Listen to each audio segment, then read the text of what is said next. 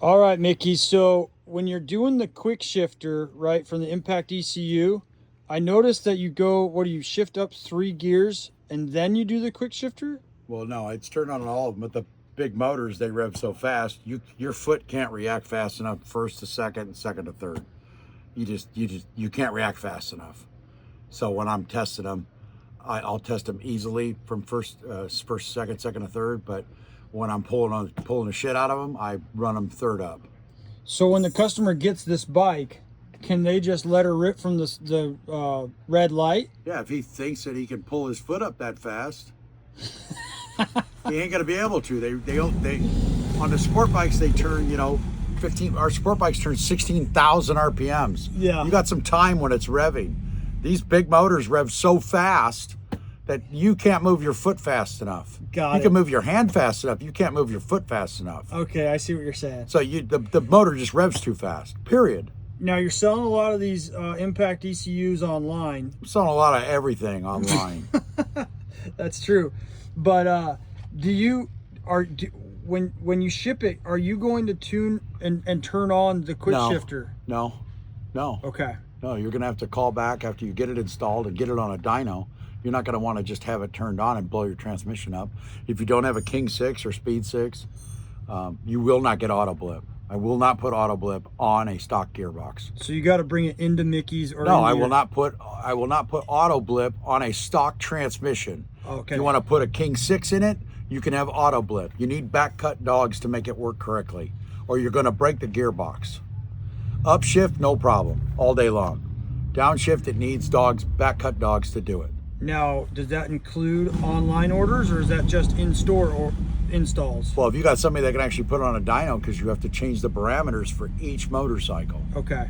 So it's a dwell time of how long it actually, how much we want the RPMs to rev versus how much we want the injectors to kill. So it loses all.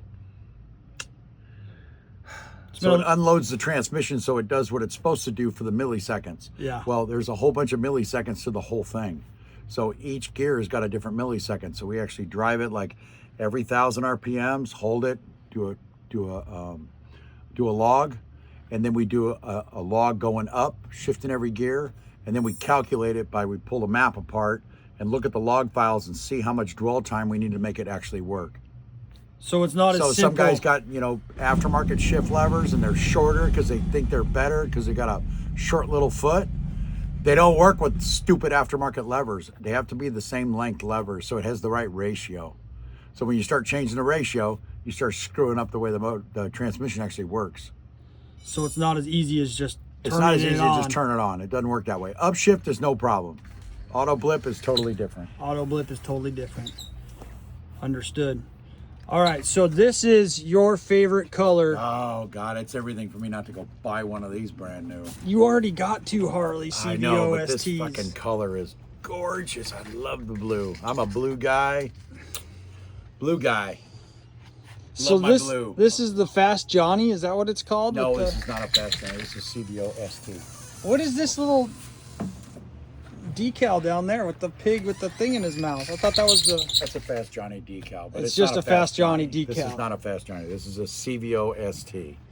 And you just love the color. I love the color. I love the paint job. I think the new bikes they're absolutely gorgeous. And it's tough. All 3 of them that I really like. The white one, the Hot Lap, well, Lisa's red one. I didn't like that at all until it got done. Until it got Mickey Cohen? Yeah, and it's like, man, that thing's better looking than my Hot Lap. It looks like a Ferrari. Yeah, it looks like a Ferrari. Of Harley's. So, well, what does she call it? The Bugatti. A Bugatti.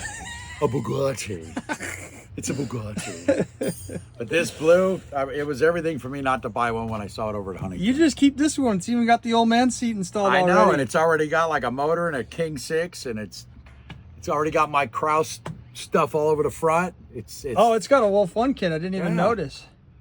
These are bars that we had powder coated in-house. So I got their stainless bars, and then we did more powder coat to the bars that match the inner fairing. Oh yeah, it looks really good. So if you see how it matches now, it's just... You know a thing or two, Mickey, about... I am that guy that is just picky. Yeah. I'm just picky. I like shit to match. So this is a pretty stock one, besides the 135, of course, and the Impact ECU. Yeah, and it's got a Bassani Superbike got up a sign. Oh, hey, look who's calling. Wait, Jesus. we're gonna have to put you on hold for a minute. Somebody's calling me. We'll call you right back. What's up, buddy?